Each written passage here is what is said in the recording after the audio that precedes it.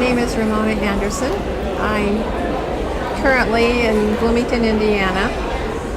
We moved here from California, where I was born and grew up, went to school, married, had children. And my husband and my husband is 84, I'm 82, and we have 4 children, and they thought that we should live near one of them.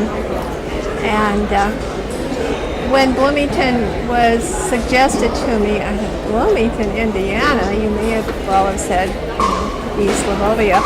And but my husband set foot in Bloomington and fell in love. He loves the green here, and the people are so friendly. In fact, one day I even said, in California with a hustle bustle, I said, when was the last time you ever heard, well, bless your heart?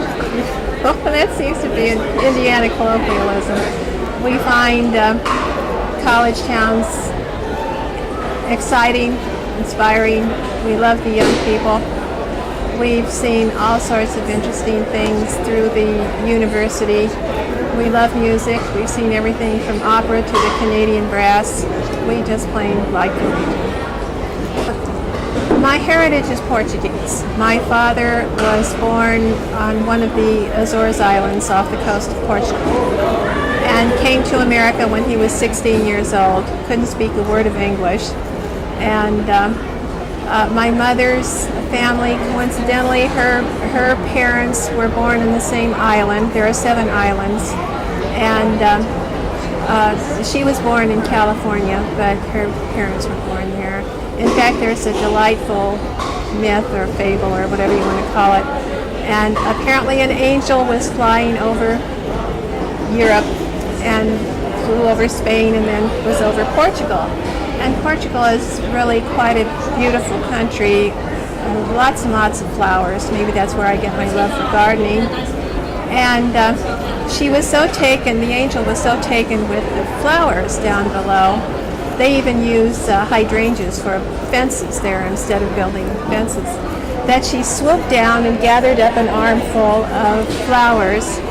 And as she flew out over the Atlantic, she dropped 7 of them, and they became the Azores Islands. So it's just a delightful little myth about it. But my father was a rancher, and so were my mother's parents. My grandparents were completely self-sufficient. They went, quote, into town maybe once a month to get staples and such. And when you drove into their place, it was heaven for me. You drove in the drive, the long drive, and on the right, the fence was covered with honeysuckle, and on the other side of that fence was my grandmother's flower garden. And the fence on the left was covered with grapevines, and on the other side of that was a small little orchard with every fruit tree imaginable, and I guess 2s and 3s of each, and her vegetable garden. And Portuguese are very much into pork, and so they grew their own hogs and chickens galore. And I thought that the cute little bunny rabbits they had were just pets, and I didn't realize they ate them. And my grandfather made his own wine, and they had this big cellar with the big casks of wine. I remember winemaking time, and they did not get in there with bare feet, incidentally. And it was this huge wooden vat, and there was a platform all around it, and the people stood there with large mallets or whatever you call it, and they were flat wooden things at the bottom, and they squashed the grapes that way. They stood over it. And to this day, I can taste that wine. Europeans introduce wine to their children at a very young age with water. It's half water, whatever. And there's not an alcohol problem at all. introduced early. But and when they slaughtered the hogs, they made their own sausages. They made about 3 or 4 or 5 different sausages. Linguiça is probably the best known. It's quite popular in California. Apparently, when people from Portugal and the Azores came to America, some of them went. The people from the mainland tended to go to Rhode Island, maybe, and stay on the East Coast.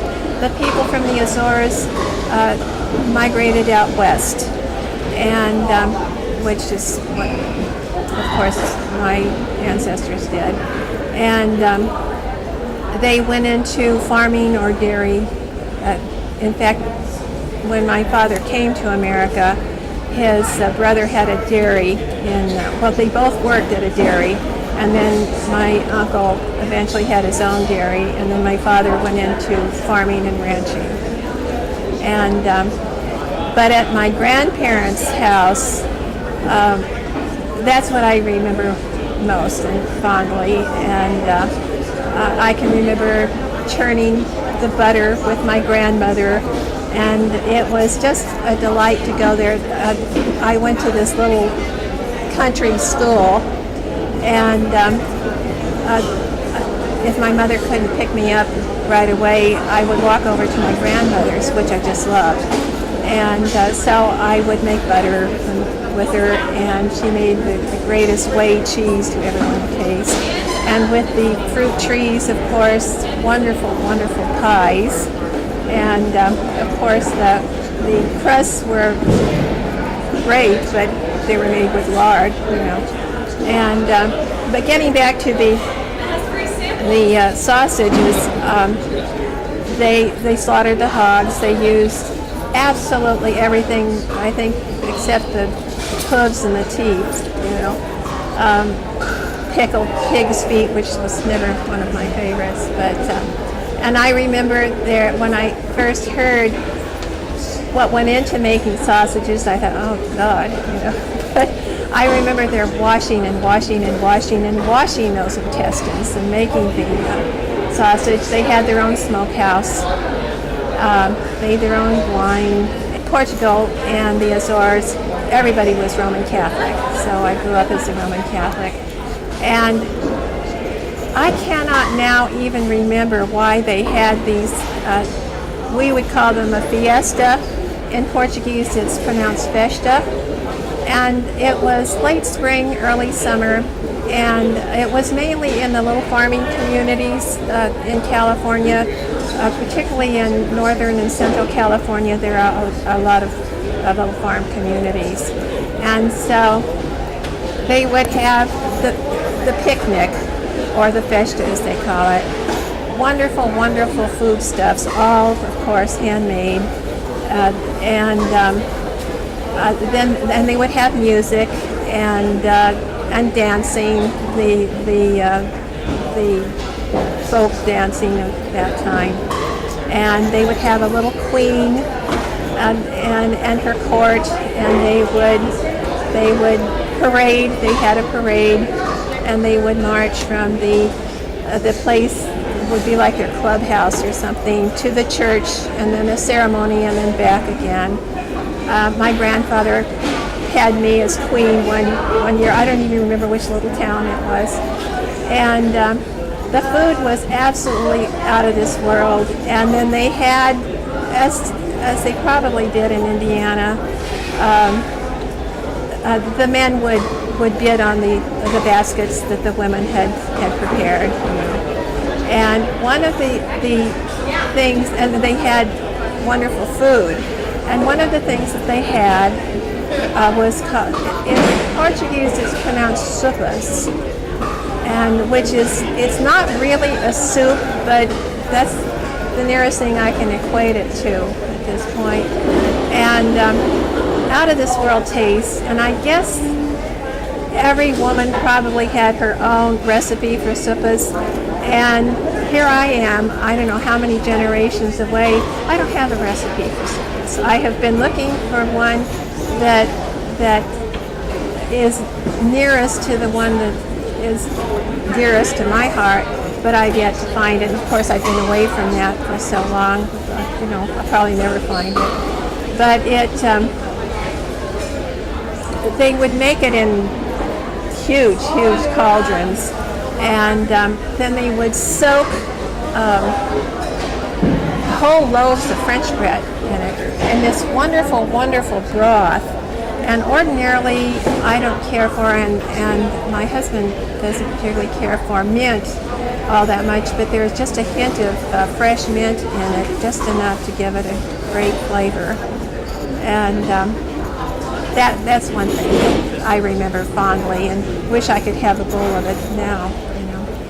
It was a delightful childhood too. Of course, there were always, of course they had their own cows, and with the milk and this much cream at the top of the bottle, lambs and geese, and I didn't care for the chickens too much. The gander didn't care for me.